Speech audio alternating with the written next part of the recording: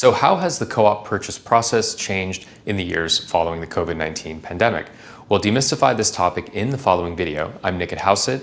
We can save you money if you're buying here in New York City through a commission rebate. You can learn more by visiting our website, houseit.com. You can also call or text me directly using the number that you see on the screen. So let's go ahead and get into today's topic, which is to talk a little bit about how the purchase process overall for co-ops has changed as a result of the COVID-19 pandemic. Well, the first change that was immediately noticeable once COVID arrived was the transition of board interviews from being in person to being fully remote, essentially on Zoom. Now, that has subsided over the years. We're now about 4 years post-pandemic. So it is most likely the case that the interview will be in person as it was pre-COVID, but every once in a while you will encounter a legacy type of building that is just continuing to do what they've always done with respect to post-COVID interviews, so basically just continuing to do Zoom. And anecdotally, we've also observed this with usual board meetings. Now, a lot of board meetings for condos and co-ops pre-COVID were done in person. I recall from my own condo building, I would have to walk to the West Village and all of my neighbors would be at a table and we would have an in-person meeting. Now, that has never happened since COVID. Everything has basically pivoted onto Zoom. So if you are buying a co-op, just know that most likely you'll be asked to do an in-person interview like was the case pre-COVID. So definitely you don't want to have any travel plans around days, say 30 to 37 post-submission of the board package, but there is a remote possibility that it might actually be on Zoom. Now, another change to the co-op purchase process post-COVID is the transition from board packages being physically printed and physically delivered to managing agent in the form of hundreds of pages of copies to being almost always submitted digitally.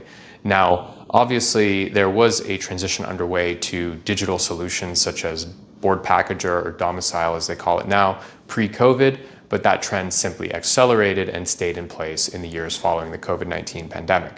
In fact, I recall pre-COVID, I used to buy bulk flash drives because for every board package we had to submit, not only did I have to print on average 3 to 5 copies, so going to the store, FedEx or whatnot, and printing hundreds of pages in a giant box, I then had to put the entire application onto a flash drive and then physically delivered this to management.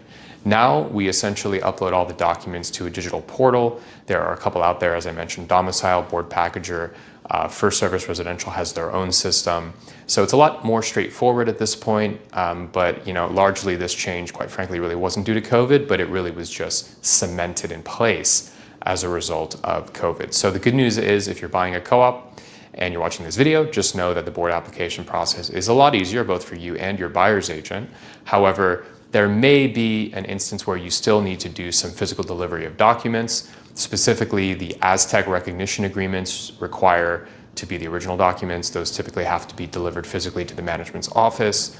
And depending on what board packager system is being used, you may have to physically deliver checks or mail checks, or sometimes the managing agent may ask for just one printed copy. So don't assume it's going to be fully digitized. You may have to leave your house for something related to the board application, but overall, it's much easier for everyone. I have basically not used flash drives for board packages in several years. Another change as a result of COVID really has been anecdotally the increased use of gifts in order to meet co-op financial requirements in New York City.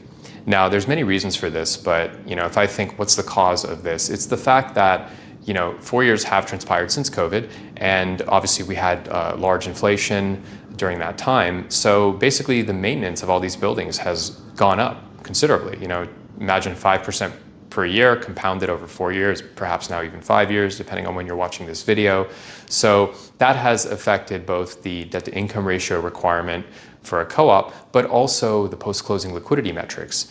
So, just remember that with these co-ops, you're subject to their financial requirements. So in the case of your typical lender, whereas they would underwrite up to 43% debt-to-income ratio, a co-op typically doesn't want anything more than 25, perhaps 30 in some scenarios. So as a result, we've anecdotally observed an increased frequency of purchasers obtaining gifts from family members in order to meet the variety of financial requirements that are put forward by co-ops. And of course, as I mentioned, all of these requirements have increased as a result of just overall inflation that we have encountered over the past few years.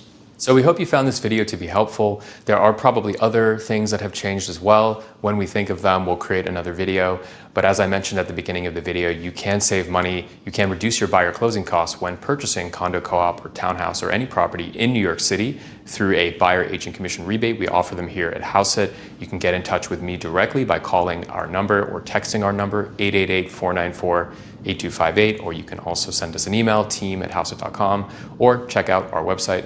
The link is below in the description. We hope to hear from you, and thanks so much for watching.